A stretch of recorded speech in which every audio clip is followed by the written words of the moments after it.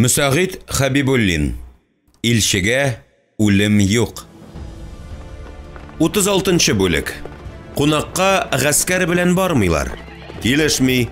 Кем булса да, ханмы ул, баһадирмы, 1000 башмы, 100 башмы, ниһаят гади сәүдәгәрме. Сәлим хан угланы Әмир хаҗига кунакка 6000 азат белән юлга чыкты. Хан ашыкмады, Казанга Болгар каладан 2 көнлек юлдыр. Аның юл өстендәге Ибраһим каласына кирип чыгасы килә иде. Ибраһим каласыннан шактый дәгъвалар килә. Тарханның кулы тик тормый икән дигән сүзләр йөри. Аннары бер дә кайгырасы юктыр. Аңа багучылары барысын да хәбәр итеп торалар. Үз ягыннан Сәлим хан шарасын да күрде. Барасы калага таба берәүне дә җибәрергә кушмады. Угланы Әмир хаҗи башкаласы иткән Казанга көтмәгәндә килеп керәсе килә иде. Һәм иң мөһиме гаскәр белән. Шуннан угланы нәтиҗә ясар. Сәлим хан юлга арбада чыкты. Ат өстендә йөргәндә эше төшә иде. Картлык галәмәтедерме, бу хәл бик еш кабатлана башлады. Шуның өчен Сәлим хан бөтенләй атта йөрмәс булды. Арбага да хан кат-кат мендәр салдырыр, атларны бик куалатмас иде. Гаскәр башы итеп Баһадир баянны куйды. Баһадирның йырта юл азатлары ярты көнлек юл шамасы алдан баралар, һәм юлда күргән ишеткәннәрне ханга җиткереп торалар иде. Сәлим хан аларны тыңлыйсы килми, бу вазифаны вәзире Камайга йөкләде. Үзе исә йокымсырап бара бирде. Вәзире Камай исә шаптар килгән азаттан һәммәсендә тәфсилләп сорашты. Барысы хакында да белергә тырышты. Ибраһим каласына җитәрәк Сәлим хан инеш буена атларны туктатырга кушты. Арбадан төшеп, яшел ширемгә утырып, чәй эчте. Гаҗәп хәл. Ханбикә кытыртып җибәргән хәлләр күз алдыннан китми. Ни дип бит син аны, имеш, Назлыгөл кызлары оста дәүранда. Бу хәлгә ышанмады хан. Ничек ышанмак кирәк язмаганны. Ә менә угланы хаҗи белән килене Акбикә бигүк тату яшәмиләр икән. Ханбикә Зөбәрҗәт бу хакта кат-кат әйтте. Иллә ханбикәсенә бер сүз дә әйтмәде Сәлим хан. Ни әйтә ала ул? Кайсының да булса җаны бизгәндер. Ә менә сәбәбен әйтмәде. Үлем сәбәпсез булмаган кебек, яратмый башлауның да сәбәбе бардыр. Хәерле булсын. Баргач барысын да ачыклар. Иң хәтәре угланы Әмир хаҗиның мөстәкыйльлеккә омтылуы иде. Аерылып чыгарга тели имеш. Хакмы шул? Әнә шуны белергә бара Сәлим хан. Һәм ул аны белер. Кирәк була икән, углан дип тормас, кылычын да күтәрер. Каласын да җир белән тигезләр. Юк, калага кагылмас, каланы тартып алыр һәм угланы Әмир хаҗига үч итеп, оныгы Жаббарны түгел, Булатны утыртыр. Сәлим хан белә иде, ничек кенәләр сак хәрәкәт итсә дә, угланы Әмир хаҗига атаң гаскәр белән кунакка килә дип җиткергәннәрдер инде. Иллә Сәлим хан тегесеннән дә монысыннан да курыкмады. Ул бөек Болгарның олуг ханы. Ничек килергә тели шулай килә. Тели 2-3 азаты белән, тели гаскәр белән. Сәлим хан шынаягын каплады да, шапанын иңенә салып, инешкә таба төште. Аңа йомышчы малай иярде. Малайның кулында сөлге кымган. Сәлим хан кулын шайкады, сөлгегә кулын сөртте дә малайга күз ташлады. Аяк юучы, су салучы малайларны кай тарафлардандыр вәзир Камай табып алып кайта иде. Кемнән ала малайларны? Сәлим хан бер кайчанда кызыксынмады. Күсә исәя төшкәч, ул малайлар ханның жан сакчылары булып китәләр. Гомер-гомергә шулай килгән. Ташбулат, жан сакчысы буласың киләме? Дип сорады хан малайдан. Килә, улуг хан. Укый яза беләсеңме? Кай мәктәптә укыйсың? Ялчылар мәктәбендә, улуг хан. Сарай мәктәбендә укыйсың киләме? Ташбулат хан аягына төште. Килми буламы, ханием? Вәзир абзаңа әйт, кайту белән сине сарай мәктәбенә алдырсын.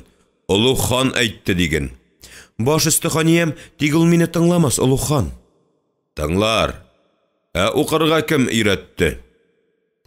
Шагыйрь абый, улуг хан. Габделгаләүме? Әйе, улуг хан.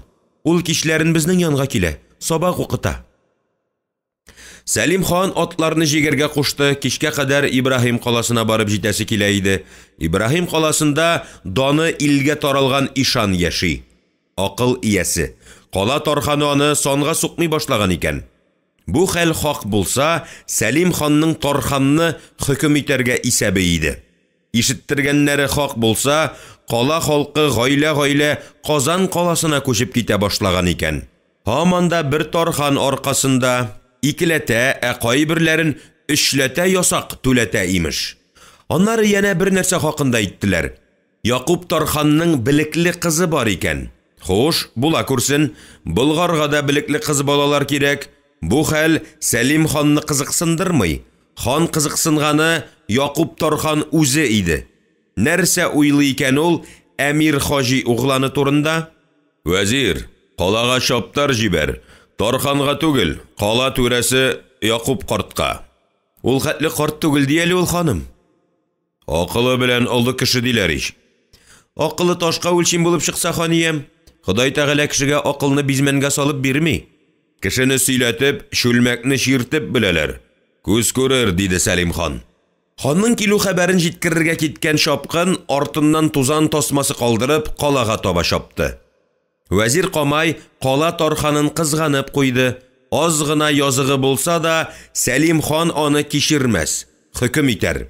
Тикмәгә генә җалладын алмаган иде. Ибраһим каласына тарханны мәрхүм вәзир Исхак билгеләгән иде. Мең сәбәп табып булса да, Сәлим хан аны юк итәр. Димәк, кан кую Ибраһим каласыннан ук башланачак, дип уйлады вәзир Камай. Арбага җайлап менеп утыргач, Сәлим хан атларны бераз куаларга кушты. Караңгы төшкәнче калага җитәсе килә иде. Кояш инде уфыкка таба тәгәри. Алар гүя кояшны куа баралар иде. Сәлим хан янәшәсендә утырган малайны кочагына алды да уйга калды. Улыгайып китмәгән булса, һич шиксез кала тарханы Якубны сарайга алыр иде.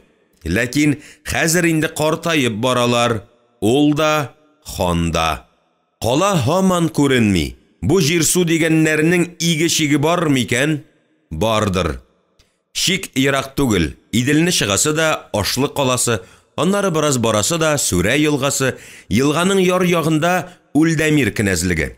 Китан кенәз ни сәбәпледер Сүрә елгасы буена 3-4 кирмән салдырды.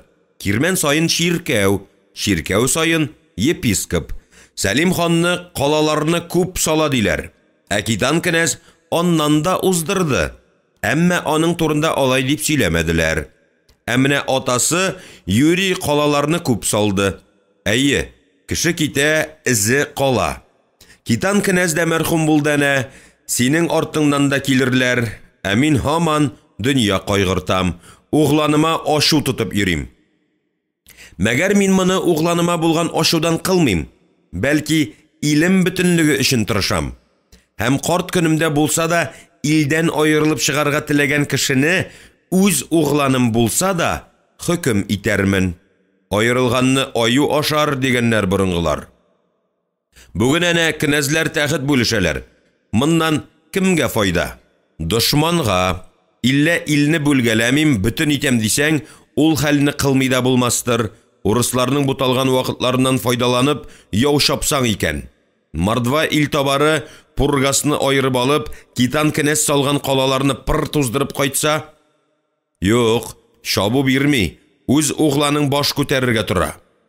Әвәл үз өеңдә тәртип булдыр, аннары яу турында уйларсың. Сәлим хан уфыктагы баюга таба тәгәрәгән кояшка күз төшереп алды. Анда көнбатыш тарафта болытлар куйра. Төнлә яңгыр килүе бар иде. Әнә Иделкәйдә күренде, олуг һәм мәһабәт елга. Халык басуда икмәкләр җыя, тиздән ясакчылар ясак җыя башлар, илгә сәүдәгәрләр савылыр. Үлдәмир якларында шамасыз корылык икән, сәүдәгәрләр икмәккә Болгарга килер. Икмәкнең мулы кемдә? Ибраһим каласы тарханында. Ул җыя уңышның асылын. Тик нигә халык Казан ягына күчеп китә? Димәк, монда бер хәл бар. Моңа кадәр авыл игенчеләре хан казнасына җыйган икмәкнең 10нан 1 өлешен бирә киләләр иде. Бу төбәктә карышучы авылларда булган икән, мондый яман хәбәрне ишеткәч, Сәлим хан Ибраһим каласы Тарханына ямчысын җибәрде. Тархан исә хан ямчысы белән сөйләшергә дә теләмәгән. Икмәкне турыдан Халмградлыларга сатып җибәргән икән. Кала Тарханы Якуб бу хакта Сәлим ханга хәбәр итмәде. Әйе, ачуы чыгарлык иде Сәлим ханның Кала Тарханына. Хан Кала Тарханы Якуб ханга бу хакта хат язган иде язуын. Болгар дөнья уртасындагы илдер. Шуның өчен бирегә Мисырдан да, Багдадтан да, Табгаштан да, Румнан да, Кияу каладан да, төн илләреннән дә сәүдәгәрләр агыла. Гәрчә Сәлим хан Төрки Болгары дөнья уртасында түгеллеген белсә дә, бик күп илләрдән сәүдәгәрләр килгәч, куштаннарына шулай дип мактана торган иде. Халмград белән Үлдәмир калалары турында әйтеп тә торасы юктыр. Гомер-гомергә Болгар сәүдәгәрләре анда, алар монда булдылар. Болгар белән аларны айырганы диндер. Менә нәрсә читләштерә бу илләрне. Бу хакта барысы да белә. Сәлим хан да, князьләр дә илля һич ни кыла алмыйлар. Дин хатын түгел, айырып җибәреп кенә булмый, шәйх әйтмешли. Бу ике халыкта уртаклык зурдыр. Икесе ике телдә сөйләшсәләр дә, яшәгән төбәкләре бер тарафта. Татулыкка ни җитә дә бит? Юк. Яңа князь тәхеткә утырган сайын Болгар ягына күз ата. Болгар майлы калжа, нигә кайырмаска ди. Яу килә икән, акмаса да тама, буш кул белән кайтмый. Шуннан яу талауны кәсеп итеп күрә башлый ил түрәләре. Бактың исә, кешегә бик аз кирәк икән бит. 2-3 аршын җир. Китан князенә яу шапты да, 2-3 адым җир астына керде дә ятты. Татулыкка ни җитә дә бит? Юк. Яңа князь тәхеткә утырган сайын Болгар ягына күз ата. Болгар майлы калжа, нигә кайырмаска ди. Яу килә икән, акмаса да тама, буш кул белән кайтмый. Шуннан яу талауны кәсеп итеп күрә башлый ил түрәләре. Бактың исә, кешегә бик аз кирәк икән бит. 2-3 аршын җир. Китан князенә яу шапты да, 2-3 адым җир астына керде дә ятты. Иллә аты даны калды. Сәлим ханныкы да калыр. Калалар исемендә кылган изгелекләре аша, явызлыклары аша да. Дөнья булгач явызлык кылмыйша да булмый. Әнә угланы кадәр угланына яу бара. Бер дә кунакка түгел. Кунакка хак әйтәләр. Гаскәр белән бармыйлар. Катлауланды дөньясы да. 1000 төрле дин, 1000 төрле иман. Берсен тыясың, икенчесе куәт ала. Икенчесен кыса башлыйсың, өченчесе баш күтәрә. Фикерләр тартыша, диннәр тартыша. Аллаһ Тәгалә киләчәкне кем кулына, кайсы дин әһленә тапшырыр? Бер үзе белсә беләдер. Диннәр татугына яшәгән Болгардагы тәртипне шәйх Игәнәй тузгытып китте. Ширкәүгә ут салдыра, епископны үтерә. Моның белән тыйып буламы кеше җанына кергән иманны? Юктыр. Ялгышты шәйх Игәнәй. Динеңә иман китерү өчен кылыч тоту заманалары узып бара. Кылыч йөзе исә кеше күңелендә нәфрәт кенә тудырадыр. Тамагы тук, рухы көчле кеше нишләп ирекле көннән тиз генә башка дингә күчсен ди. Хаталанды шәйх Игәнәй. Һәм шушы хаталануы белән Болгарга да зыян китерде.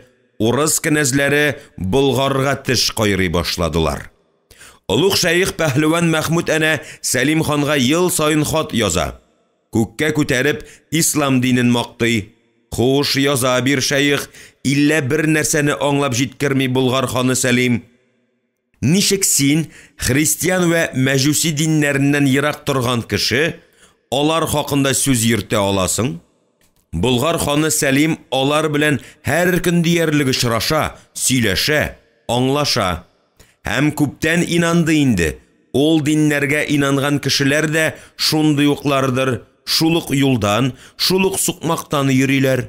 Дөнья көтү мәшәкатьләре дә хәтта бер шамадарактыр. Әйе, кигән кием генә кешене теге яки бу йола вәкилләре итә алмый шул. Улуг шәйх белә булса кирәк, Сәлим хан аңа соңгы хатында бик нык үпкәләп язды. Нигә әйтик, халыкны христианнарга каршы котырткан шәйх Игәнәйне канат астына җыйды? Шәйх Игәнәй гаепле иде, һәм кылган явызлыклары өчен җавап бирәсе иде. Ул улуг шәйх канаты астына барып елыша. Булгар үргәнеш түгел, монда төрле дингә иман иткән кешеләр яши, һәм аларны тату итеп яшәтә белергә кирәк. Моны бары тик улуг хан эшли ала. Бер дин әһеле икенче дин әһелен рәнҗеткән икән, хан аларның гаепләренә карап хөкем итәргә тиеш. Табынган диннәренә карап түгел. Хаганысы Булгарда мөселман дине өстенлек итәдер. Әмма моңа карап кына башка дингә табынган кешеләрне рәнҗетергәме? Әйе, ашыга нәтиҗә ясарга улуг шәйх Пәһлеван Мәхмүд. Ашыга үз манарасыннан гына чыгып эш итә. Шәйх Игәнәй юкка чыккач, Сәлим хан шәйхне сорап Пәһлеван Мәхмүдкә мөрәҗәгать итте.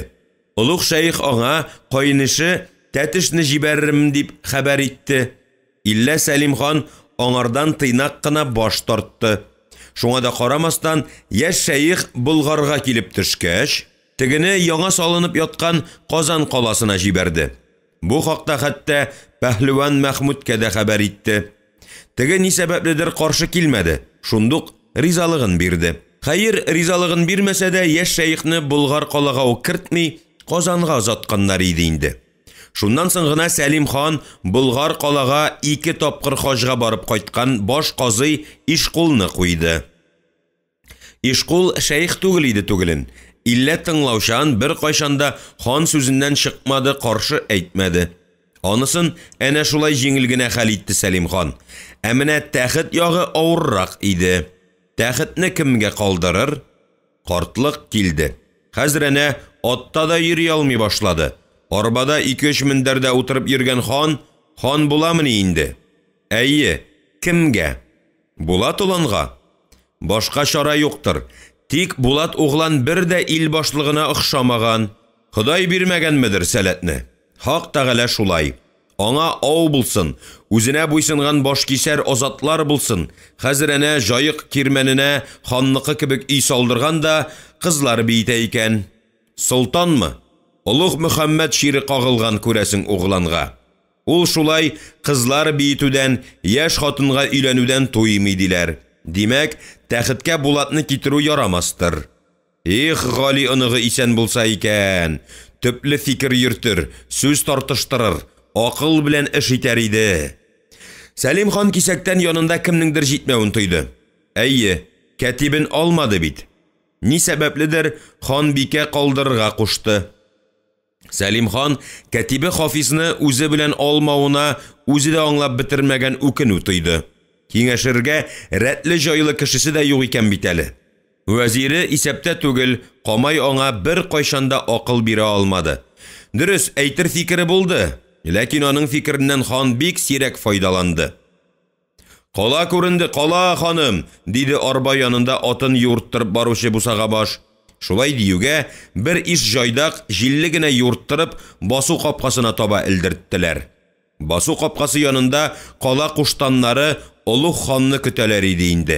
Сәлим хан янәшәсендә утырган малайдан: "Карале, синең күзең очлыдыр. Куштаннар арасында Якуб Тарханда бармы?" "Мин Тарханны танымыйм, ханым." Күчәрбаш дим", дип кычкырды вәзир Камай, атын чаптырып алгарак чыкты. "Куалама атларың, ашыкма дим, эт ялаган нәмәстә." "Мин таныдым аны, ханиям, Якуб Тархан анда", диде малай. "Хош", диде хан. "Мине туры Якубка илтерсез. Басу капкасына да туктамыйбызмы, ханым?" "Юк, туктап тормабыз. Тархан үпкәләгәндә итәр, ханиям", диде вәзир Камай. "Үпкәләсә, үпкә ашатырсың." "Ханиям", диде бусага баш, "Якуб Тарханны ошбу калада хөрмәт итәләр. Китап җыя, билекле, кызы бик матур диләр." "Кызлар барысы да шибәр, бусага баш. Якуб Тарханны Булгар калага китермәс өчен шәйх Игәнәй бик нык тырышты инде, ханым", диде вәзир Камай. "Үз урынына килер дип курыкты ул", диде хан. "Эй, туктама басу капкасына, туры калага куала." Басу капкасын ачканнар, ике яклап куштаннар басканнар, кала халкы килгән иде. әмма ханның арбасы басу капкасында туктамады, җиллегенә узып китте. Каршы алырга килгән халык хан арбасы артыннан иярде. Берәү дә алга чыгарга кыймады. Улуг хан әллә шаярып, әллә көлеп, шәйх игәнәйне үлдәмиргә киткән һәм анда муйнына тавык тәпие тагып, чиркәүгә йөри башлаган дип көлә шагыйрь Габделгаләү, диде бусага баш. Мин башта ике динне дә тотып карыйм, кайсы камилрәк, шуңа иман китерәчәкмен дип әйткән диләр. Менә монысы инде дошман сүзедер бусага баш. Шагыйрь халкы ышлы телледер, көлгән ул синнән.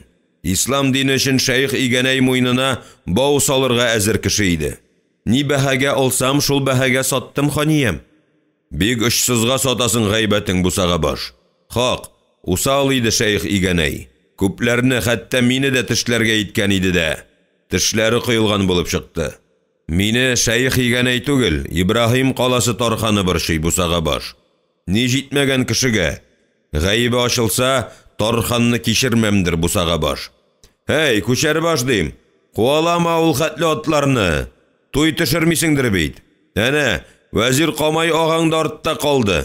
Килешми. Аңа нинди ат шыдасын ханиям? Аты эшәнде, корсак астыннан түбәтәй күбек тама. Әйе, авырдыр шул, дип килеште хан, артына кайырылып карап алды. Ул арада кирмәнгә җиттеләр. Асма күпер төшерелгән, капкалар ачкан иде инде. Ханның мишәүләп җиккән атлары җилле генә юрттырып кирмәнгә керделәр. Тукта, дип буйырды хан атлар капкадан узуга. Тукта шунда. Капкадан барчасы да кирип тизилешеп басканнар иде инде. Сәлим хан буыннары каткан аякларын шыртлата кала куштаннарына таба атлады.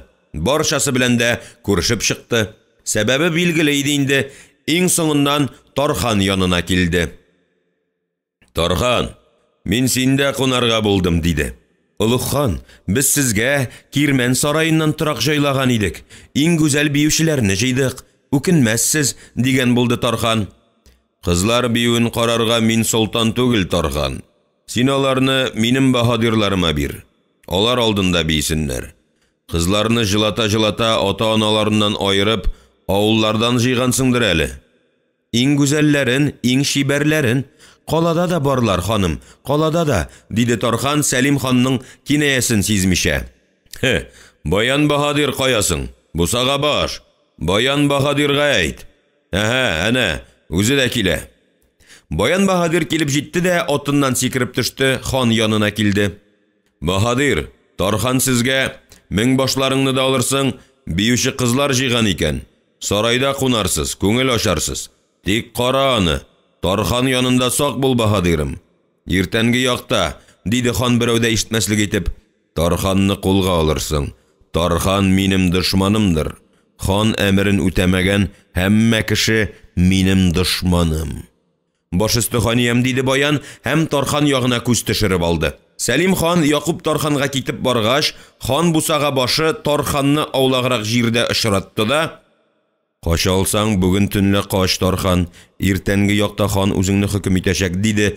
Шулай диде дә, коты алынып калган Тарханны бер үзен калдырып, Баян баһадирга ияреп, сарайга кирип китте. Тархан аңардан хәтта ни өчен дип сорарга да өлгерә алмый калды. Сәлим хан Якуб Тархан белән төне буена диярлек сөйләшеп чыкты. Үз гомеренә кала Тарханы дәрәҗәсеннән узмаган кешедән бик күп гыйбрәтле нәрсәләр ишетте ул. Хикмәт Якуб Тархан бар яктан да хәбәрдар икәнле баса. Җитмәсә, яңа кала нигезен карарга барганда ханның оныгы Гали Тарханга кунакка килгән. Әмма кайтканда хан оныгы Гали вәзир Исхак тиңнәре арасында булмаган. Якуб Тархан угланның акыллы фикер йөртүенә шаклар каткан икән. Кайта шул хакта сөйләде. Ә инде атна 10 көннән Гали угланның яңа кала нигезенә күмелүе хакында ишеткәч, ни кылырга белмәгән. Чөнки бу хәлне бөтенләй акылга сыймас вакыйга итеп кабул иткән. Аннары үз тирәсенә ялагайларны, тәлинкә тотучыларны җыюы хакында әйтте. Хәер, бу хакта Сәлим хан хәбәрдар иде инде. Ясак җыючыларына ул җәзаны бирде. Хәзрәнә Тархан Якубка чират җитте. Элек ул аңа кагылмаска булган иде. Әміне Ибрахим қаласына килгәч, нигәдер бу кешегә карата яна ашуы кабарды. Тарханны зинданга ябарга буйруы да шуннан иде. Әмма Сәлим хан Якуб Тарханга бер ни дә әйтмәде. Кызын дәшергә кушты. Якубның кызы чынлап та шибәр иде. Ләкин бу шибәрлек күзгә ташланган шибәрлек түгел. Кызның күзләрендәге акыллы карашы гомумән үз-үзен тотышында, хәтта затлы кием салымында иде бугай. Якуб кызы Зөләйха түр якка килеп керүгә, хан белән баш иеп кенә исәнләште һәм атасына карады. Янәсе, ни йомыш иде атам? Бар, юлыңда бул, диде ата кеше. Гали углан урынсы оҗмакта булгыры, нигә калада кызлар өчен мәдрәсә ачмыйсыз дип сораган иде. Мин хан булсам, беренче көннән үк мәдрәсә ачачакмын дип мактанган иде мәрхүм. Кызың җиткән, кияүгә бирергә вакыт, диде хан. Сораучылар булды. Әллә нигә теләмәде, диде Тархан. Күңеленә ошаган кеше туры килсә, ничек чыкканын сизми дә калыр, диде хан. Кызны вакытында кияүгә бирергә, тузны вакытында ашка салырга кирәк, Якуб Тархан. Анысы хактыр, ханым. Пәйгамбәребез дә хөрмәне вакытында үзәргә кушкан. Икенче көнне Сәлим хан кирмәнгә барча кала куштаннарында җыярга кушты. Иртәнге якта ул кала хисапчысын чакыртып алды һәм хан казнасына озатылган икмәк күләме белән кызыксынды. Кәгазьләрне актара торгач, шуңа инанды. Кала Тарханы хан казнасына дигән ясакның бары тик яртысын гына җибәрә торган. Яртысын чит ил сәүдәгәрләренә саткан. Ошбу кыек эштә катнашкан куштаннарның исемнәрен сөрәнчесеннән кышкырттырды. Аты исемнәре чыккан куштаннар хан каршына килеп баш ордылар.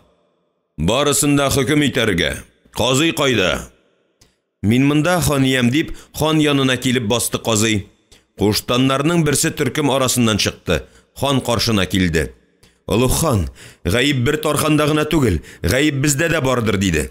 Я, диде хан, авыз чите белән генә елмаеп.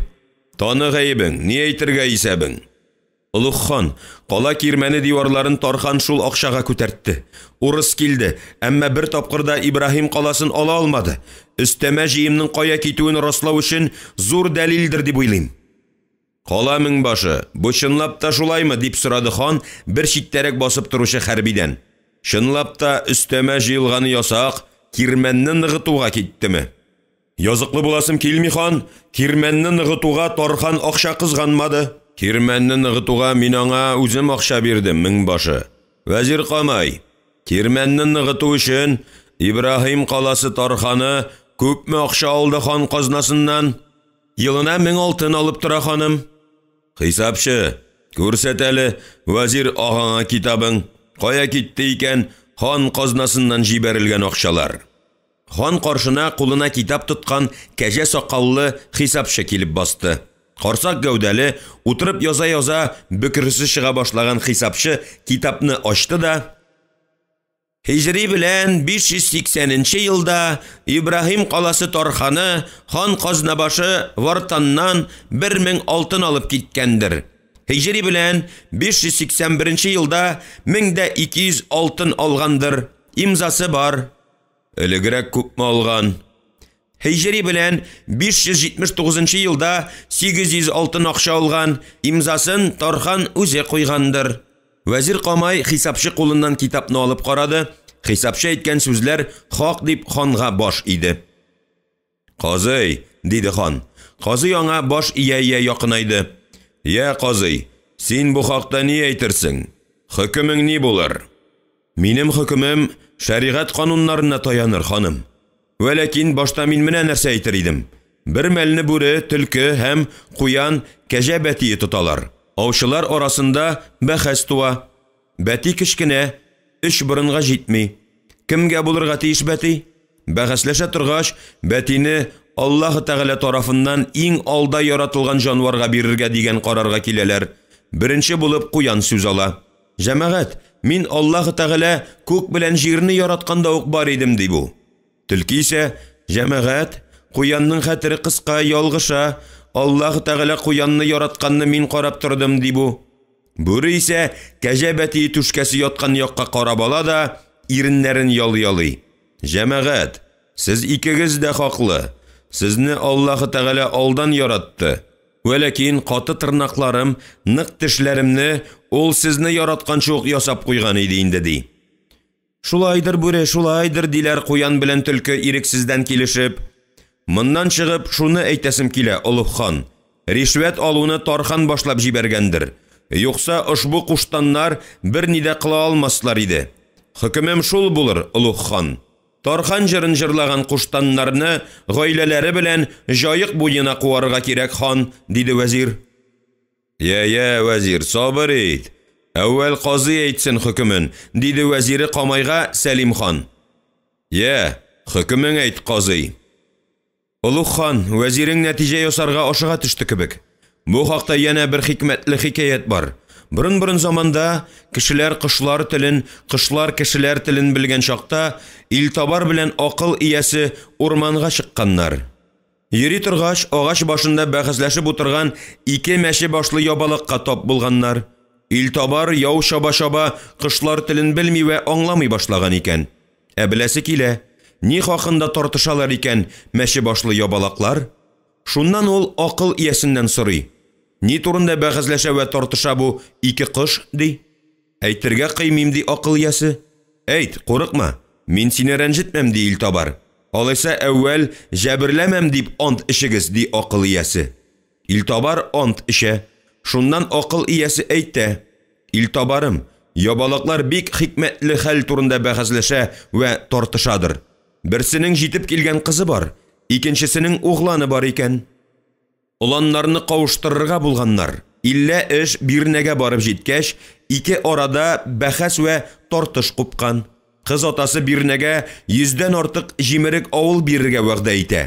Егет ягы исә ассына. Шуннан соң кыз ягы булачак кодасына әйтә. Әгәр дә мәгәр ошбу ил халкы моңа кадәр яшәгән кебек яшәсә, 1 елдан мин сиңа тагын 1000 авыл бирергә вәгъдә итәм, ди. Моннан шундый хөкем чыгарырга була, ханым. Куштаннарны куарга кирәкмәстер. Алар киткәннән соң җимерек авыллар тагын артыр гына. Куштаннар җимерек авылларны төзекләндерсеннәр һәм бу хакта галиҗәнәпләренә җиткерә торсыннар. Син хаклы, вәзирем, диде Сәлим хан һәм кул селтәп китеп барды.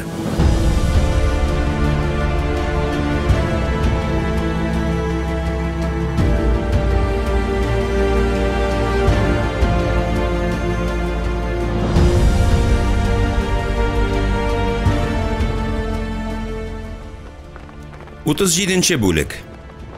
Ләкин хан булгач, кан исен татымыйча яшәп булмый икән шул. Кан исен. Җитмәсә, үз халкының кан исен.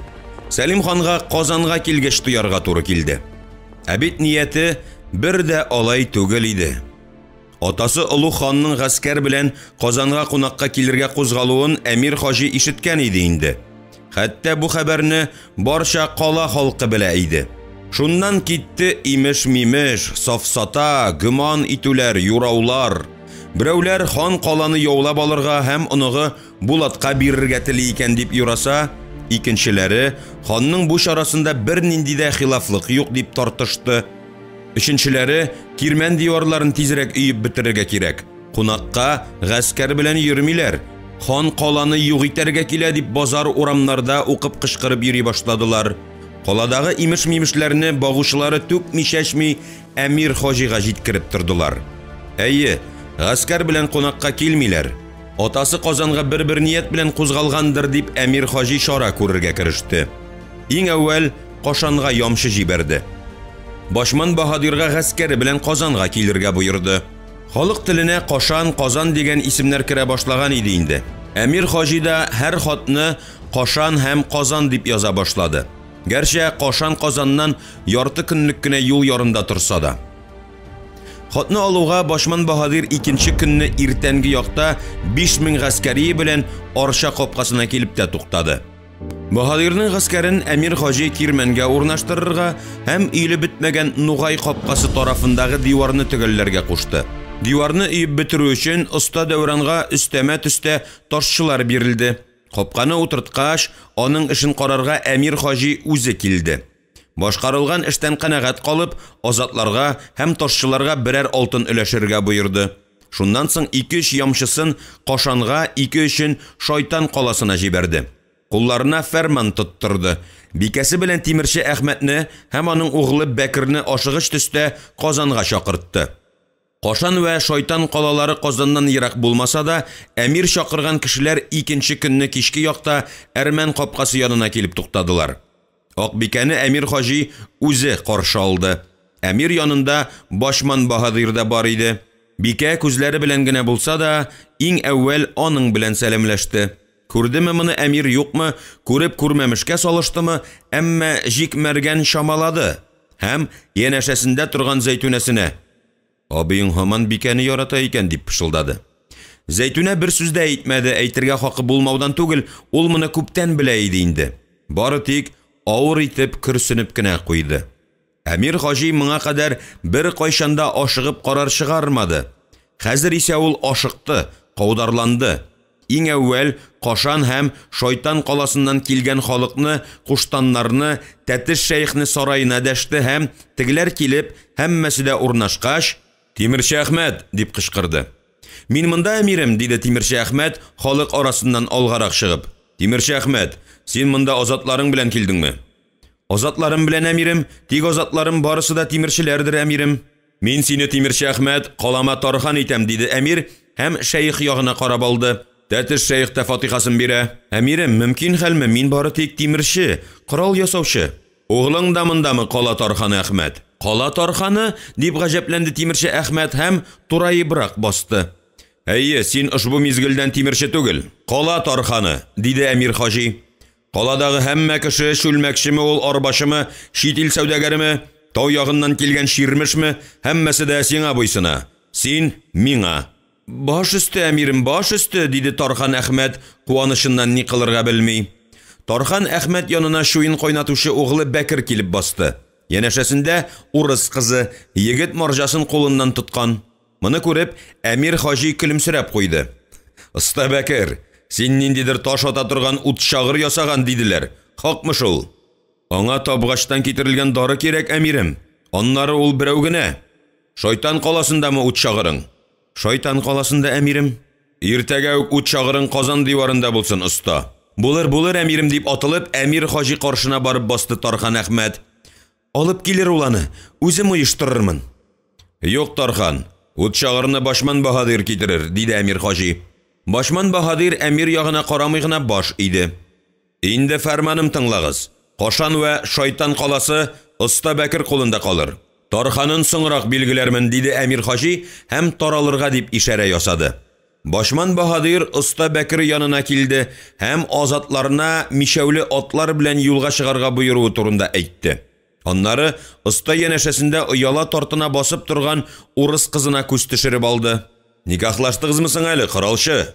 "Юк, Баһадир", диде оста Бәкер. "Өлгермәдек әле." "Димәк, бу кыз хатының түгел әле", диде Баһадир. "Хатыным инде, Баһадир, хатыным. Тиздән бәбиебез туачак." "Ишеттең булса кирәк, оста. Болгар каладагы ширкәүгә ут салганнар, епископны үлтергәннәр. Минемчә барысы да мөритләр эше. Итәк астыннан ут йөртәләр. Хатыныңны мөселман диненә күчереп, муйнындагы тавык тәпине алып ташламасаң, яман хәлләргә юлыгып куюың бар, оста." "Мин аңа әзер, Баһадир." "Нәрсәгә әзер?" "Яман хәлләргә." "Син әзерсең дә, туачак балаң әзермисең? Башта аның турында кайгыртсаң иде. Хатының шибәр, зифа. Безнеңчә дә аңлыймы?" "Сукалый бераз, тавык тәпиендә ташлады инде ул." "Сукалый", диде Башман Баһадир һәм нигәдер Акбикә ягына күз төшереп алды. "Сукалагач сөйләшер дә." Оста Бәкернең хатыны Баһадирга мөлаем итеп елмаеп куйды. "Мин сөйләшә, Багатур, сөйләшә", диде. "Яратуы хак булса, телне тиз өйрәнер", диде Баһадир. "Оста, монда хәтәр орыш булмагае. Хатыныңны Кашанга алып кит, анда калдыр. Улуг хан Казанга гаскәр белән килә. Кунакка гаскәр белән килми торганнар иде төркиләр." "Рәхмәт, Баһадир. Яхшы сүзегезгә рәхмәт", диде оста Бәкер. "Мин сез дигәнчә әйтәрмен. Атаң белән киңәш, атаң акыл иясе. Әмир хәйләкәр, атаңны тархан итте дә, азатларын үз канаты астына җыйды. Күрәсең, әмирнең хыялы зурдандыр оста. Елгадан Кабан күленә бугаз казытырга исәп тота икән. Дәүран атлы остасы шул төбәкләргә сызымнар эшләп ята дип ишеттем. Аннары ике як ярга да карван-сарайлар салдырыр. Бүген әнә мәчет күтәрә. Шәйх мөритләре хатының марҗа дип бәйләнә башласалар, курыкма, үзем белән алып китәрмен. Кашангамы? Кашангамы аррак булырмы анда? Мин уйлап карармын, Баһадир, ләкин без кеше ич. Ишләрем шайтан каласында, эрү таш кайнатучыларым дим. Кешеләреңне минем азатларым саклый шикелле оста. Әйе, Баһадир, шулай булгач оста, мин уйлап карармын, Баһадир, уйлап карармын. Әхмәт Тархан, диде Әмир Хаҗи, яңа гына Тархан итеп куелган тимерчесенә. Сиңа кала бәге итеп, бусага баш Бырнашны бирәм. Бырнаш Әмир каршына килеп баш ырды. Бырнаш икән, Бырнаш, диде Әхмәт Тархан. Бырнаш берничә тел белә. Сүз дәлдә гомер иткән кеше, миңа калса, ул сиңа яхшы ярдәмче булыр. Бик хуп, әмирем, диде Әхмәт Тархан. Булак бугазын төгәлләгез, ике яклап карван-сарайлар салдыра башлагыз. Кәгазь сызымнар оста Дәүран кулында. Әмирем, диде Әхмәт Тархан. Калага Улуг хан гаскәре белән килә дигән сүз йөри. Хакмы шул? Хак булса, ни кылырга тиеш мин? Ни кылу хакында сине өйрәтәсе юктыр, Тархан. Кашаныңны ничек сакласаң, шулай сакла. Хан гаскәреннән бер генә азатта жан сакчылары вә якыннарыннан гайре берәү дә калага кирергә тиеш түгел. Мине аңладың булса кирәк, Тархан. Аңладым, әмирем, барысында сез дигәнчә кылырмын. Игелек сиңа, Тархан. Әмир кул селтәде һәм Тархан белән кала бие сарайдан чыгып киттеләр. Икенче көнне калага чыккач, Әмир Хаҗи таң калды. Кирмән эше бәйрәм төсе алган иде. Әхмәт Тархан кала бавырчыларына мул итеп аш хәстәрләргә кушкан икән. Анда да, монда да кымыз эшәләр, аш ашыйлар. Күренеп тора, халык канәгать. Әмир Хаҗи урыс һәм әрмән сәүдәгәрләренә дә урамнар билгеләп биргән иде. Анда да бәйрәм итә халык. Әрмән капкасы янында ыгы-зыгы күреп, Әмир жан сакчылары белән шунда юнәлде. Ашык капка янында Башман Баһадир белән Җик Мәргәнне күрүгә, Әмир аларны үз янына дәштерде. Кичәле бүгенле ул бер нәрсәгә төшенде. Баһадир üzülеп бикәне ярата. Бу хакта ул электә ишеткәләгән иде, әмма күзгә күз карашуларын күрүгә тәгаен инанды. Ярата Баһадир бикәне, һәм бикә дә Баһадирны. Ни чара кыла ала ул? Белми иде. Әмир шарасыз калды. Баһадирны янына дәшсәләр дә, теге шактый вакыт килми торды. Шайтан каласыннан китерелгән ут шагарны диварга күтәрәләр. Шунда ук оста Бәкер тупшы Яван. Яванны алтын куллы диләр, ут шагырны Бәкер белән ул ясый. Ниһаять, Башман Баһадир Әмир янына килде. Авыр нәрсә булды бу ут шагыр дигәне? Көчкә күтәрдек, диде ул зарлангандай. Җик Мәргән синең кул астындамы, Баһадир? Әйе, әмирем, мин аны меңбаш иттем. Яхшы, Баһадир, сиңа мәгълүм булса кирәктер. Мәгълүм, әмир, Җик Мәргән Зәйтүнәгә өйләнде. Белгәнегезчә, никахлаштылар. Зәйтүнә кияүдә, беләм. Әмир усал итеп Җик Мәргәнгә, аннары хәрби киемдә ат өстендә утырган Зәйтүнәгә карап алды. Никахны кем укыды? Анысы сезгә барыбер түгелме, әмир? Җик Мәргән минем кияүем һәм хәзер ул миндә меңбаш. Иң мөһиме, алар бер-берсен яраталар, бәхетлеләр. Бар кешегә дә ул бәхет тими, әмир. Шулай диде дә Башман Баһадир сарай ягына күз төшереп алды. Гашык кеше диванага тиң кешедер, Баһадир. Гашык кешедән дә бәхетле кеше юктыр, әмир. Моны туң йөрәкле кеше генә аңламаса аңламастыр. Җик Мәргән абасы белән җир бүлешә. Баш бирми, Баһадир. Абасы Тубыкбай аны ил бетереп эзли. Ә синең канат астыңа килеп сыйнган, минем Тубыкбай Баһадир белән ашуланышасым килми. Сайла, Баһадир Башман. Я Җик Мәргән, я... Җик Мәргән якынрак кил әле. Кил, курыкма. Зәйтүнә, син дә, диде елмая төшебрәк әмир. Әмма аның бу елмаюында ниндидер зәһәрлек күренә иде. Җик Мәргән Әмир Хаҗиның жан сакчыларына күз төшереп алды. Тегеләр әмирнең буйрыгын үтәргә көтеп кенә торалар иде. Ләкин куркасы юктыр, дивар өстендә, астада аның азатлары. Әмирнең башы ике булмаса, тиккә бәйләнмәс. Аннары Олуг хан каланы алырга дип килгәндә, кирмән эчендә фитнә кузгату әмир өчен әйтеп вә бәяләп бетермәслек ахмаклык булыр иде. Мөгаен син хаклыдыр, Баһадир, диде Әмир Хаҗи Башман Баһадирга түгел, бөтенләй башка берәүгә сөйләгәндәй. Ошбу дөньяда гашык кешедән дә дивана кеше юктыр. Юкса, җикмәргән әмир кадәр әмир каршына килеп басмас иде. Чөнки аны дөнья бетереп абасы Тубыкбай Баһадир гына түгел, хан да эзли. Әйтер сүзем шул булыр. Башман Баһадир, бүген кич белән җикмәргән кияүне ул хәзер миңа да кияүдер инде, сарайга алып килерсең. Бикәгә дә күренсеннәр. Атаңа дамы, әмир? Атама да, Баһадир, атама да. Аның үзе мәргән иткән кешене миннән дә битәр күрәсе киләдер шикелле миңа. Шул мәлдә җир астыннан калыккандай әмир алдында тәтеш шәйх пәйда булды.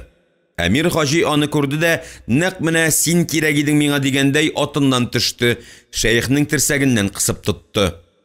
Шәйх, мин сине кич белән сарайга дәшәм. Килми калма, җир астыннан булса да таптырырмын. Атамның да сине күрәсе килгән иде. Мәргәнгә никахны мин укымадым, әмирем, диде шәйх каударланып. Анысы вак мәсьәлә, шәйх, диде Әмир Хаҗи. Атамның сине күрәсе килгән иде. Шулай диде дә Әмир Хаҗи сикереп атына атланды һәм Нугай капкасына таба чапты. Илле ярты юлга җиткәч, кире борылды, сарайына юнәлде. Сарайга җитүгә атыннан төште, тизгенен жан сакчысына ташлады да йөгереп булдырга менде. Ишеккә җитәрәк артына әйләнеп карады да, артыннан менеп килүче жан сакчыларын күреп, "Берегез дә кирәкми, калыгыз", диде. Сарайда аны ышанычлы багучылары көтеп тора иде. "Я, ни әйтерсез", диде урынына утыруга әмир. "Атай кай тирәдә хәрәкәт итә?" "Атагыз ашыкмый, әмир, Ибраһим каласының Тарханын хөкем итте. Тархан итеп, элеккеге кала Тарханы Якубны калдырды." "Картайды, атам, картайды. Кала Тарханын 2 ел сайын алыштырып торалар аны. Ярар, анысы минем эш түгел. Әйтегез әле, багучыларым, нигә атам гаскәр белән килә?" "Анысын белә алмадык, Гали җәнәпләре. Күрәсең, килгәч ни кыласын сер итеп саклыйдыр." "Хуш, саклый бирсен. Хәзер барыгыз да чыгып торыгыз. Минем үзем генә каласым килә." Багучылары чыгып киткәч, Әмир Хаҗи ишекле түрле йөренергә кереште. Инде нишләргә тиеш ул? Атасына җикмәргәнне тотып бирсә, Башман Баһадир ризасызлык белдерер. Ул гынамы? Бикә лаф орыр. Кирмән тулы Баһадир азатлары. Бәлкем, җикмәргәнне атасы килгәч тотып бирергәдер. Алай итсәң, Зәйтүнә балакай кызганыч, бала бикәдә тәрбияләнде. Моны кылса, бикәнең каһәрләве бар. Булай да аралары суынды, ипләп сөйләшә алганнары да юктыр. Әллә соң атасы килгәч, ил кузгатырдай туй итәргәме? Бикәдә канәгать калыр иде. Кашкынга туй иткән өчен атасы ни әйтер? Кул астыңа кашкыннар җыясың дип битәрләсә, күр инде бу кыз баланы, кемне тапкан? Биткән идеме үзеңә кашкыннан башка кеше? 9 яктан 9 яучы килде. Берәүсен дә кабул итмәдең. Хан кашкынына кияүгә чыккансың. Никахны кем укыган икән? Нигә Баһадирга шул сорауны биргәч, җир астыннан калыккандай шәйх тәтеш килеп чыкты? Хайран, ни булды бу дөньяга? Әмир сарайында үскән кыз бала ир итеп кемне сайлый? Кашкынны. Кашкын җикмәргән һәм Әмир сарайында тәрбия алган Зәйтүнә, Назлыгөлнең ахирәте. Тәмам мәхәббәткә сусаган булган икән балакай. Бикәдә беләм икән бу хакта? Багучыларым, бикә, Башман Баһадирга тартыла дип җиткереп торалар. Ә күңел моңа ышанмый. Мәгәр бүген ул моңа ышанды. Бикә чынлап та Башман Баһадирны ярата. Я Хода, әллә соң бар шик мәшәкатьләрен куеп торып, кирмән диварларын әйләнеп чыксынмы? Башта калаңны сакла, аннары бикәң турында уйларсың. Әмир Хаҗи түр якка күз ташлап алды. Ахыр чиктә ак бикәсен дәшергә ниятләсә дә, кул гына селтәде. Башта атасының ни өчен Казанга гаскәр белән килүен ачыкларга кирәк. Гарәпләр әйтмешли, калаңа дошман килгәндә, гаиләңдә җанҗал куптармыйлар. Сабыр ит.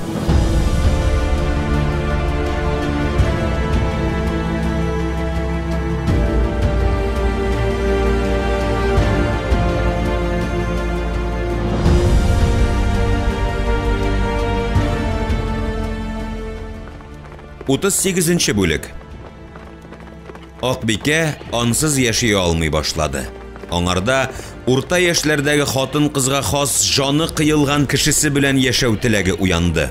Башман Баһадирны күргәч, хәзер күргәч кенә түгел, күргән саен аның каршына барып егылырга, сыкталып еларга әзер иде. Кашанга аны алырга килгән ямшыдан Башман Баһадирның Казанда булуын белде. Шуннан сандыкларын актарырга, кыз чакта яратып таккан тәнкә көмешләрен, алкаларын, затлы әйберләрен карарга кереште. Ахыр бер сандык итеп аларны Казанга алып килде. Килә-килүгә кыз чагындагы киемнәрен киеп алды да, күл буена төшеп, үз-үзенә карады. Бикәнең йөрәге ашкына, күңеле җилкенә иде. Соңгы вакытта ул бары тик бер хыял белән яши иде. Башман Баһадир.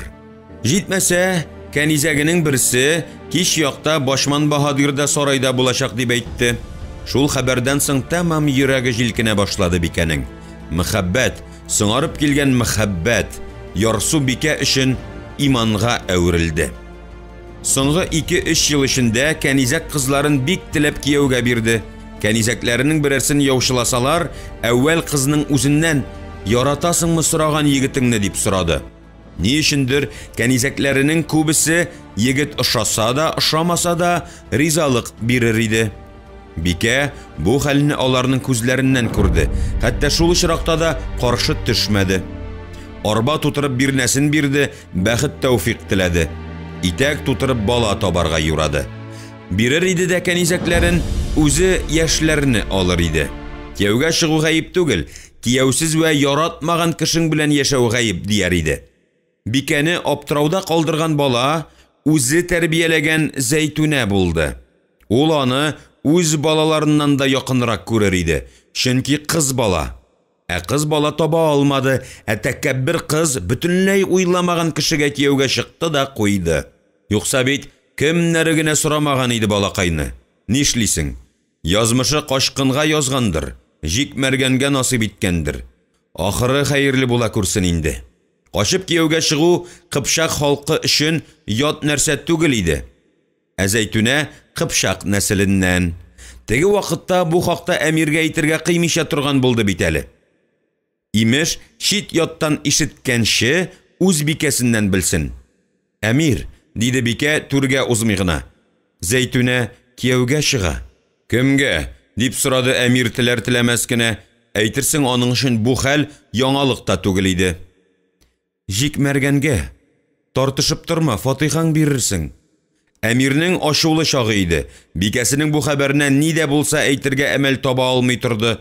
Ахыр, мин аларның икесен дә зинданда черетәм, Бикә. Зинданда. Ат койрыгына тактырам, дип җикерде. Әмирнең бу сүзләреннән соң Бикә өшеп киткәндәй булды. Булай да тәгаен жаны бизгән иде инде әмирнән тәмам читләште.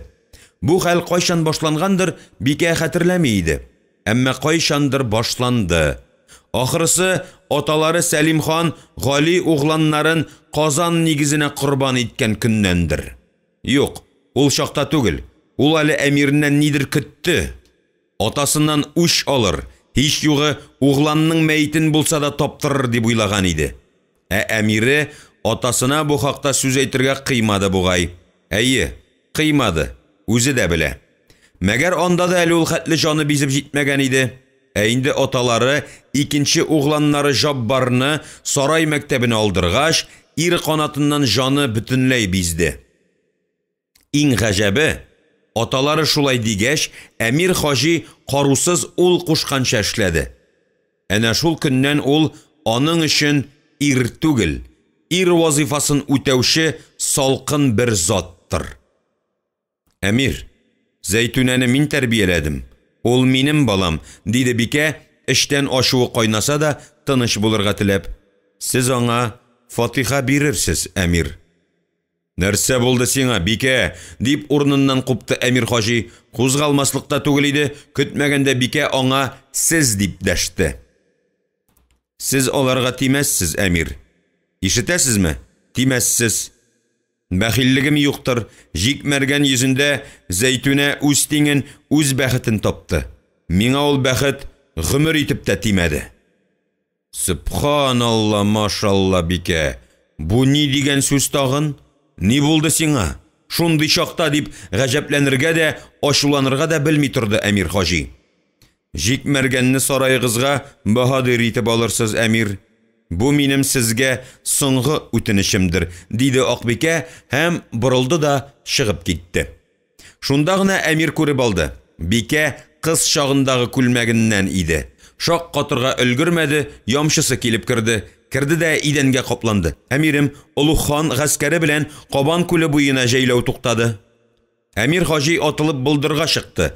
Ишек төбендә торган иярле атына атланды да 20ләп җан сакчысы белән Нугай капкасына таба чапты. Ул килгәндә капка тирәсендә шаугыр киләләр иде инде. Әмиргә шундук юл бирделәр. Әмир баскычтан диварга менеп баручы Башман баһадирны күрде дә: "Баһадир, ни булды?" дип кычкырды. "Улуг хан йөзбашын җибәргән. Тегесе капканы ачарга куша." "Янына төшегез дә әйтегез, кирмәнгә бары тик җан сакчылары белән хан керер" дип. "Ишеттегезме, баһадир? Әмир боерыгы." "Ишеттем, Әмир", диде баһадир Башман һәм дивар өстенә менде. Шуннан аны йөзбаш янына төшерделәр. "Мин хан йөзбашы. Хан капканы ачарга боерды. Нигә ачмыйсыз?" дип җикеренде килгән кунак. "Сабыр ит, кунак кеше. Көн узын ачарбыз. Дигетчеләр капка күгәннәрен майласыннар.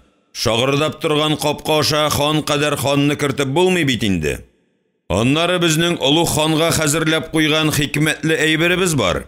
Ут шагыр. Кырсыннар ут шагырны", диде тыныч кына баһадир Башман. "Нинди ут шагыр? Менә хан гына килсен әле. Күрсәтер ул сезгә ут шагырны."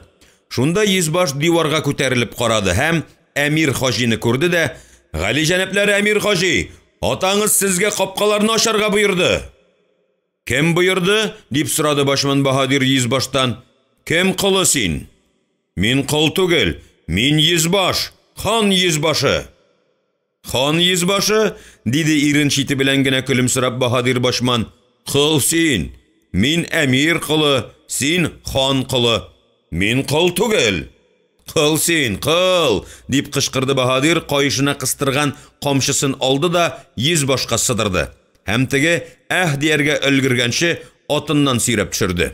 Ул арада йөзбашның азатлары баһадирга ташландылар. Азатларның берсен җикмәргән укка алды. Ярый әле азатның ышлымын гына бәреп төшерде. Азатлар сүз куешкандай өскә карадылар, меңләгән укның үзләренә төбәлгәнен күреп, шым булдылар. Азатларның берсе әши итеп сызгырып җибәрде. Ул арада Башман баһадир йөзбашның кылычын тартып алды да суга ташлады. "Асма күперне күтәрегез", дип боерды бу хәлләрне дивар өстеннән күзәтеп торучы Әмир хаҗи. Баһадир Башман йөзбашны ышкындырды да күпергә ташланды. Көчкә чыгып котылды. Йөзбаш баһадирга йодрык яный атына атланды һәм Кабан күле буена туктаган хан шатырына таба чапты. Башман баһадирны аркан белән дивар өстенә тартып алдылар. Әмир хаҗи баһадирга кара кыйлып карап торды да: "Баһадирны зинданга илтеп ябыгыз", дип буйырды. Әмирнең җан сакчылары баһадирны дигәнче бөтереп алдылар һәм сүз әйтергә дә бирми алып та киттеләр. "Баһадир кеше салкын канлы булырга тиеш", диде Әмир хаҗи. Ул хан йөзбашы белән якалашырга тотынды. "Мин аңа гаскәрем ышанып тапшыра алмыйм. Баһадир урынына җикмәргән син калырсың. Әмир буйрыгы", диде Әмир хаҗи. Урра кычкыручы булмады. Әмир хаҗи аны көтмәгәндә иде. Ул бик тиз сизеп алды. Азатлары Башман баһадирны да, җикмәргәнне дә хөрмәт итәләр. Икесе дә бер йөкне тарталар иде. Ләкин Башман баһадир Әмир үзе дә аңлап бетермәгән яманлык кылырга теләде. Азатлар дәшмиләр, җикмәргән дә, хәтта Зәйтүнә дә. Димәк, ул хата кылмады. Баһадир салкын канлы булырга тиеш. Гаскәр урыш алдында тора. Кем кушты аңа атасы йөзбашын кыйнап җибәрергә? "Әмир, килешерме? Мин бары 1000 башы идем", диде җикмәргән. "Бүген 1000 башы, иртәгә баһадир. Мин сине баһадир иттем. Кирмәндәге гаскәр синең кулыңда. Атамны каршы ал, кунак ит, каланы сакла, дошман кулына бирмә. Сине моңа өйрәтәсе юктыр. Һич югы Зәйтүнә булышыр. Тупны кырырга, барлык капкаларны ачарга", дип буйырды җикмәргән. Олуг ханга үзем илче булып барам. Жан сакшым бер Зәйтүнә булыр. Әмир хаҗи Җикмәргәннең кискен итеп әмер бирүенә гаҗәпләнеп тә өлгермәде, Зәйтүнә әмир янына килде. Әмир, Олуг хан килгәндә сарайда булыгыз. Үз кадерегезне үзегез белегез диде. Әмир хаҗи тәмам ни әйтергә белми торды, аннары жан сакчыларына: "Ошбу кызны күз карасы кебек саклагыз" дип китеп барды. Аждаһа койрыгыдай тузан туздырып, Җикмәргән белән Зәйтүнә хан шатырына таба чаптылар. Хан аларны шатырында көйе йомшак мендәргә кырын төшкән килеш каршы алды. Хикмәт Сәлим хан каршындагы Җикмәргәнгә бөтенләй гаҗәпләнмәде шикелле. Ханның гаҗәпләнгәне мәргән янәшәсендә басып торучы хәрби киемнән булган Зәйтүнә иде. Галиҗәнәпләре Олуг хан, кирмән капкалары ачык, кала әмире хаҗи сезне көтә, диде Җикмәргән һәм күкрәгенә кулын куйган килеш баш иде. Яна әйтергә кушты Олуг хан: "Кирмәндә халык күп булу сәбәпле гаскәрегез биредә калыр." Шул чак Зәйтүнә шатырдан чыгып, муйнындагы кызыл яулыгын алып булгады. Кирмән ягында туп шартлады. Кабан күле буендагы атлар куркынып, сискәнеп куйдылар. Рум чүпрәгеннән теккән калын мендәргә кырын төшкән Сәлим хан туп тавышын ишетүгә сикереп урыныннан торды. Атылып тышка чыкты. "Ни бу? Нинди шартлау?" "Туптан аттылар", диде аның артыннан чыккан Җикмәргән. "Нинди туптан?" "Тимерче Әхмәт угланы Бәкер белән яван ясаган туптан, Олуг хан." Диде Сәлим хан. "Әмир углан кайда?" "Сарайында, Олуг хан, сезне көтә." "Вәзир, вәзир Камай." "Мин монда, ханым." "Нәрсә ул туп?" "Таш салып ата торган куыш көпшәле ут чагырдыр. Көпшәне агачтан ясыйлар, тимер белән бөгәҗәләп чыгалар, дарыны табгач сәүдәгәрләре китерәләр."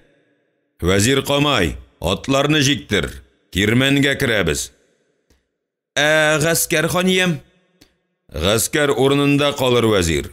Минем янда жан сакчыларым гына булыр."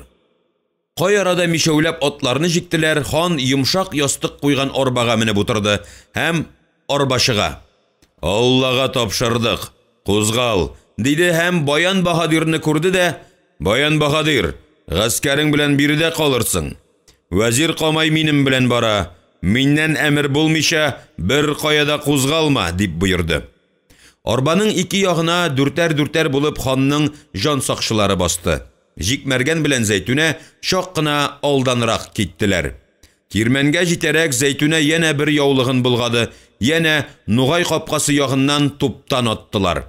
Шунда көтелмәгән бер хәл булды. Хан арбасына мишәүләп җиккән атлар дулап киттеләр. Арбашы дилбегәне аяк терәп тартса да, атларны тыя алмады. Кытлары алынган атлар күзләре тынган рәвештә кирмән тирәли казылган су чокырына якынайдылар. Су чокырына җитәрәк атлар кинәт борылыр һәм арба асты өскә килер. Сәлим ханның моңа кадәр бер кайчанда булай өметен үзгәне юк иде әле. Ул жан сакчыларына арбашыга кычкырды. Соңыннан су тутырган кирмән тирәли казылган чокырны күрде дә: "Я Алла, Мөхәммәд Расулулла, Субханалла, Машалла", дип арбага сузылып ятты. Мишәүле атларның дулап китүләрен күреп, Җикмәргән атын тыя төште һәм дулаган атлар җитүгә алдагы атларның тизгенен эләктерде. Шуннан атын әйдәп алга чыкты да дулаган атларны тыя башлады. Дулаган атлар сабырлана төштеләр, су чокырына җитеп диярлек туктап калдылар. Атларның күзләре акайган, йөрәкләре гөрст-гөрст тибә, әгъза буыннары калтырана иде. Җикмәргән атын борды да арба янына килде. "Олуг хан, Олуг хан!" Сәлим хан башын күтәрде, атларның туктап калуларын күреп, Җикмәргәнгә күз ташлап алды. Соңгы мәлдә генә ул күреп калган иде Җикмәргәннең дулаган атлар каршына төшкәнен. "Олуг хан, атларыгыз юк нәрсәдән дә өркергә торалар икән. Атланыгыз минем атка. Мин арбада барырмын." "Хош, Җикмәргән", диде Сәлим хан, кабалана төшебрәк арбадан сыдырылды һәм Мәргәннең атына атланып, жан сакчылары озатуында кирмәнгә таба юнәлде. Хан асма күперне узды, капкаларны, ике якта да халык.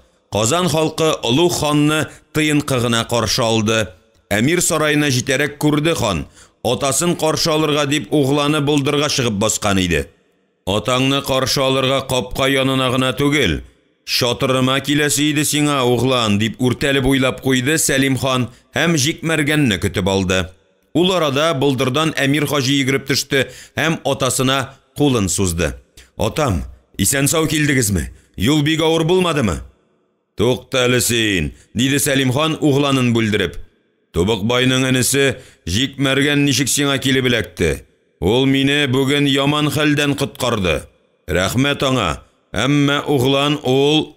Сәлим хан тирә-ягына күз ташлады да, тыңлап торучыларны күреп баш чайкады.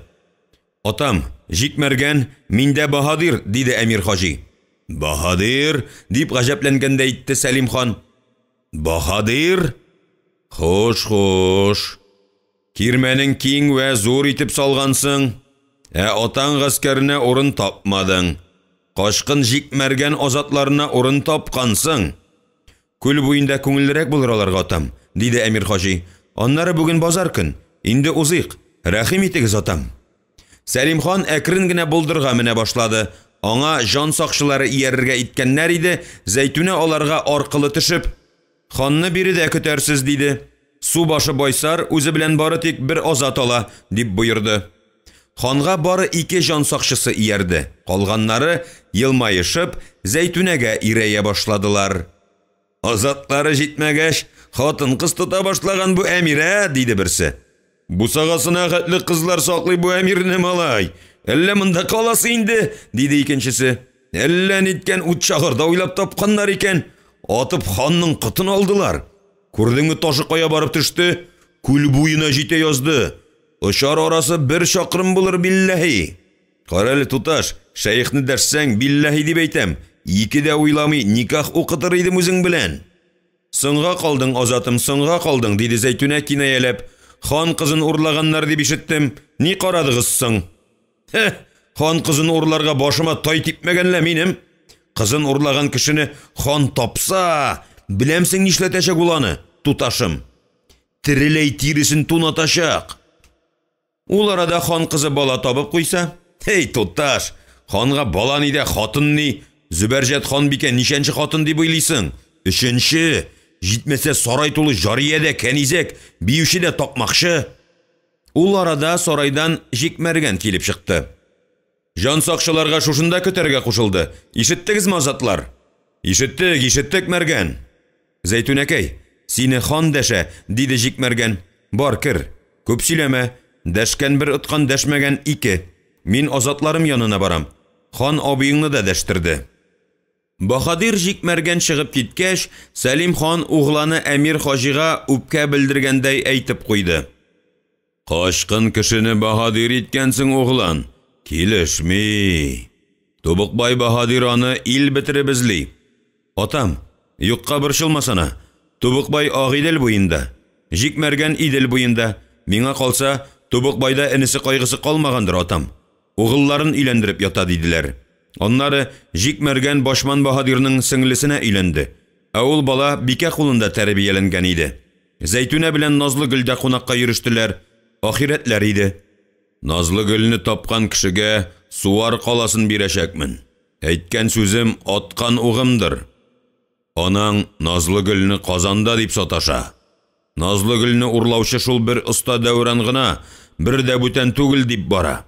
Имеш, кемдер кайчандыр Ширмеш камы диме, Назлы Гөлне Дәүранга кияүгә чыгачак дип юраган. Оста Дәүран миндә, атам. Назлы Гөл аңарда булса, бер күренмәсә бер күренер иде.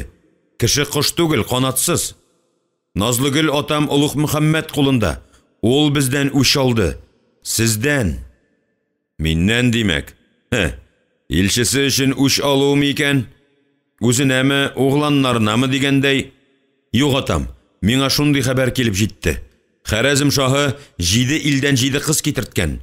Шулар арасыннан иң зифасын үзенә сайлап алган һәм бер Хода белә, ничәнче хатын итептер. Әйе, калганнарын куштаннарына өләшкән имеш. Назлы Гөлнең дә шулар арасында булуы бар диюем. Назлы Гөлне Улуг Мөхәммәд кешеләре урлап алып киткән булса, Хәрәзм шаһы үз теләгенә иреште булып чыга, углан. Улуг Мөхәммәд хатыннарын ат сайлаган кебек аралый диләр. Анасы Күркә Шаһинә угълан өчен кызларны үзе сайлый икән. Шибәрме, акылы камилме, тәне сыны зифамы, сылулыгы шаһка тиңме? Һәммәсендә шишендереп, хәтта кымга утыртып карый диләр. Бик кыл сәүдәгәр шулай дип сөйләде. Аның анда кермәгән кешесе, белмәгән сәүдәгәре юктыр. Ышанмагач, мин Тәтер шәйхтән сорадым. Ул да шулай дип раслады. Назлыгөлнең кем кызы икәнен белүгә Улуг Мөхәммәд Булгарга илчеләр җибәрер, бирнә соратыр иде. Андый хәл булмады шикелле. Атам, Назлыгөлне җария итеп сату өчен урлаган булсалар, аның хан кызы икәнен сиздермәсәләр, мәкерлекнең чиге юк ишаның. Инде Улуг Мөхәммәд Назлыгөлне сарайында калдырырга, угланнарының берәрсенә бирергә уйлаган булса, туйга дәшмәсә дә, һич югы хәбәр итәр иде. Шахта Аллаһы Тәгалә кылыдыр. Булмады шул инде, углан. Мин анда багучыларым җибәреп карадым. Тапмадылар. Бик кылда Назлыгөлнең исеме аты чыкмады дип бара. Назлыгөлне кыл җария итеп читкә сатып җибәргән булсалар, атам? Булгар кыл җарияләр күпме торганны беләсез? Иң кыйммәтлеләридер Үргәнеш базарларында. Сөйләмә тузга язмаганны. Иншалла исән саудыр. Ходай Тәгалә бер гөнаһсыз балага андый кайгы хәсрәт салмас. Сабыр итик. Бер хәбәре килмәсә, бер килер. Кеше энә түгел. Үзең соң ни кылып ятасың, углан? Илһамның да бер дә килеп чыкканы юктыр. Синең дә Булгар каладан изең суынды. Калаң килешле саласың. Миңа ошады. Урыны ипле булган, изге урындыр. Су юлында, биек яр буенда дигәндәй. Тарханың кем? Калада күп нәрсә тарханнан тора. Тарханым Тимерче Әхмәттер, атам. Ипле кеше, игелекле. Кашандагы корал ясаучы Тимерче Әхмәтме? Үзе, атам, ул кешенең кулыннан килмәгәне юктыр. Хош, ут шагыр дигәнеңне аның угланы ясадымы? Тупнымы? Тупны Яван Фатый белән Тимерче Әхмәтнең углы Бәкер ясады, атам. Яван Фатый иреклеме? Ирекле, атам, мин аңа алтын белән түлим. Анысы хактыр, Яван бушка эшләмәс. Өй биналарыңны оста Дәүран суктырдымы? Әйе, атам, Дәүран хәзер кыл түгел, мин аңа ирек бирдем, килүгә үк. Хәтерем ялгышмаса, углан, оста Дәүран минем кул шурам иде шикелле. Оста Дәүран ил өчен игелекле кеше булды. Син аны кичерерсең, атам. Белмим. Бәлкем кичерермен дә. Аның атасы Алпарда бик тә игелекле адәм иде. Мәчетне ул күтәрдеме? Әйбәт салган. Каланың йөзек кашыдай утыра. Мәчетне сез биргән акчага салдым, атам. Хан мәчете дип атадым. Халык теленә дә хан мәчете дип кирип бара инде. Каланы Казан дип үзең атадыңмы? Башман Баһадир азатлары шулай дип йөри башлады. Ызан, яңа Казан, Ызан Казан. Ярый, хәерле булсын. Калаң гүзәл күренә, әмма кылган эшләреңә рәнҗимендер. Калаң мәркәздәй үскән. Урыс, әрмән сәүдәгәрләре урам-урам утыра башлаган. Күптә үтмәс, ширкәү сала башларлар. Шуннан ни кылырсың? Ишеткәнсеңдер, Булгар калада ниләр булып бетте. Казанны баш калаң итәргә исәбең дип сөйлиләр. Хакмы шул? Хак, атам. Дәүләт киләчәге сәүдә юлыдыр. Казан 7 юл өстендә утыра. Каланың баш кала булып китүе бар. Хош, углан, хош. Башман Баһадирны да бирегә күчергәнсең икән дип ишеттем. Үзе кайдасың, күренми. Әмир Хаҗи ишек яры торучы җан сакчыларына күз төшереп алды. Бар, Баһадирны ашыктыр диде. Шаулый-гөрли Акбикә килене килеп керде, керә-керүгә Улуг хан янына узды. Күрешергә дип ике кулын сузды. Исән-имин килеп җиттегезме, атам? Анам исән-имин калдымы? Аллага шөкер кылырлык килен. Үзегез исән сау торасызмы? Иминлекме? Казанда бик күңелсез түгелме? Менә улым күмелгән калага күчеп килдем әле, атам. Бире килгәч, йөрәк ярам ачылып киткәндәй булды. Йылый-йылый күзсез калам инде. Әнә шул вәзир Исхакны каргый каберендә әйләнерлек иттем. Тәмуктан башы чыкмасын иде Раббым. Я, килен. Каргышын карга башына, каргыш һәр чак уртак төшәр ди китап. Җәннәт кебек илдә яшисең. Биргәненә разый булып тор, диде Сәлим хан килененә һәм өс башына буйсынына күз төшереп алды. Килене йөзендә хәтта гәүдә сынында сөйләгән сүзләренә карата капма каршы сурәт күреп, хан елмаеп куйды. Килен кызларча киенгән, гелән яшәреп, гүзәлләнеп киткән иде. Шифалы сулар эчеп торадыр бу хатын дип уйлады Сәлим хан хәтирәгә бирелеп. Туйбикә мәрхүмә гелән ошбу килен кебек назга сусагандай бөтерелеп йөрер иде. Гүзәл, гүзәл килен. Ике углан табып үстерсә дә, сынбатлы егетләр күзе төшәрлек әле. Бәлкем, шуңа хаҗи углан икенче хатынга өйләнергә теләмәгәндер. Башкаларга җаны тартмыйдыр. Ә бит Сәлим хан өлкән угланына икенче хатынлыкка Пургас Илтабарның кызын тәкъдим итеп караган иде. Якында килмәде. Пургас Илтабар кызына өйләнгән булса, өлкән угланы кем белә?